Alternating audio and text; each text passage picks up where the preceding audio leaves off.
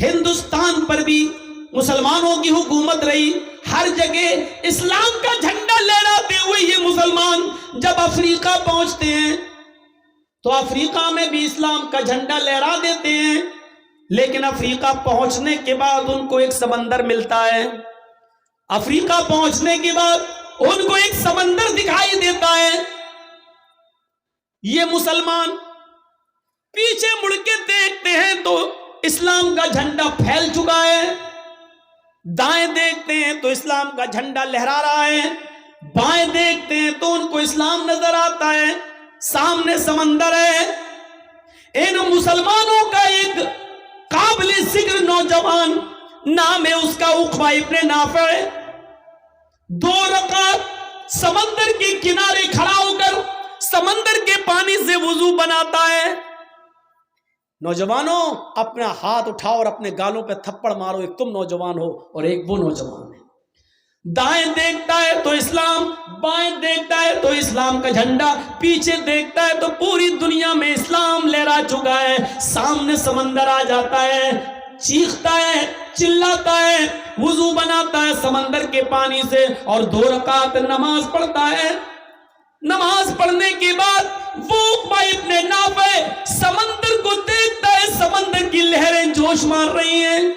طوفان بھی آیا ہوا ہے، اس نے سمندر کے پانی میں طغیانی پیدا کر دی، سمندر کا پانی پورے جوش و خروش کے ساتھ ہے، لیکن عقبہ ابن نافع کو نہ آندھی کی فکر ہے، نہ طوفان کی فکر ہے، نہ سیلاب کی فکر ہے، نہ سمندر کی لہریں جو جوش مار رہی ہیں ان کی فکر ہے۔ چیخ کر کہتا ہے الہ العالمین، میں نے دائیں بھی تیرے نبی کا جھنڈا لہرا دیا ہے، میرے بائیں طرف بھی اسلامی اسلام ہے، میرے پیچھے بھی اسلامی اسلام ہے، میرے سامنے کوئی بستی نہیں ہے، میرے سامنے کوئی کنٹری نہیں ہے، میرے سامنے کوئی گاؤں نہیں ہے، میرے سامنے کوئی شہر نہیں ہے، سامنے سمندر ہے، سمندر بھی جوش مار رہا ہے۔ الہ العالمین، مجھے اس جوشیلے سمندر کی فکر نہیں ہے، مجھے صرف اتنا معلوم ہو جائے اس سمندر کے پار بھی، اس سمندر کو کراس کرنے کے بعد بھی تیری کوئی بستی ہے، تیرا کوئی ملک ہے جہاں تیرا کوئی بندہ رہتا ہے۔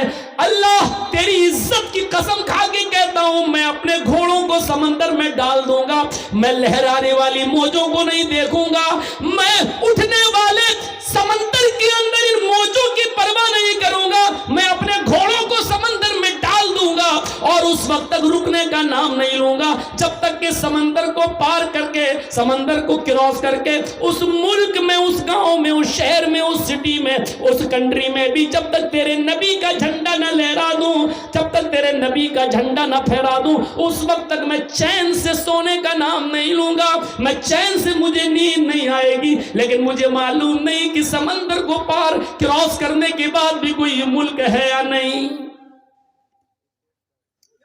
دیکھ رہے ہیں آپ؟ اب سوچو ایمان کس کو کہتے ہیں؟ کیرم بورڈ کھیلنے والوں، پتنگ اڑانے والوں،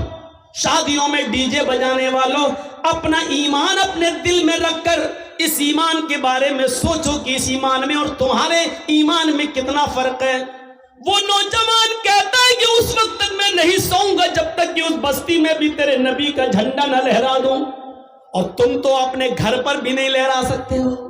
گھر تو چھوڑو، تم اپنے آپ پر بھی اسلام نافذ نہیں کر پائے ہو، اپنے گھر پر کیا کرو گے؟ اور اپنے گھر پر نہیں کر سکے ہو تو اپنے ملک میں کیا کرو گے؟ اور اپنے ملک میں نہیں کر سکے ہو تو ساری دنیا میں کیا کرو گے؟ میرے پیارے ساتھیوں، ایک طرف اس ایمان کو دیکھو اور ایک طرف اپنا ایمان دیکھو۔ اس کے اندر جب ایمان آیا تو وہ یہ نہیں دیکھ رہا ہے کہ سمندر میں ہم اپنا گھوڑا ڈال دیں گے تو میرا انجام کیا ہوگا، سمندر کی لہریں میرے گھوڑے کو بہا دیں گی۔ اس نے کہا جب لوگ اپنے پہ آتے ہیں تو نہیں دیکھتے ہیں، اور اسی کو تو دیکھ کر اقبال نے کہا تھا، دشت تو دشت ہیں دریا بھی نہ چھوڑا ہم نے، بحر ظلمات میں دوڑا دیے گھوڑے ہم نے۔ وہ کون سا ایمان تھا جو سمندر کی جوشیلی لہروں کو بھی نہیں دیکھتا تھا اور کہتا تھا اللہ بس مجھے اتنا پتا چل جائے کہ اس سمندر کو کراس کرنے کے بعد بھی کوئی ملک ہے، کوئی شہر ہے، اور جہاں تیری مخلوق رہتی ہے، اللہ تیری عزت کی قسم میں سوؤں گا نہیں جب تک کہ اس بستی پر ہم محمد کا جھنڈا نہ پھہرا دیں۔ تم اپنی بہنوں کو بازاروں میں جانے سے نہیں روک سکتے ہو،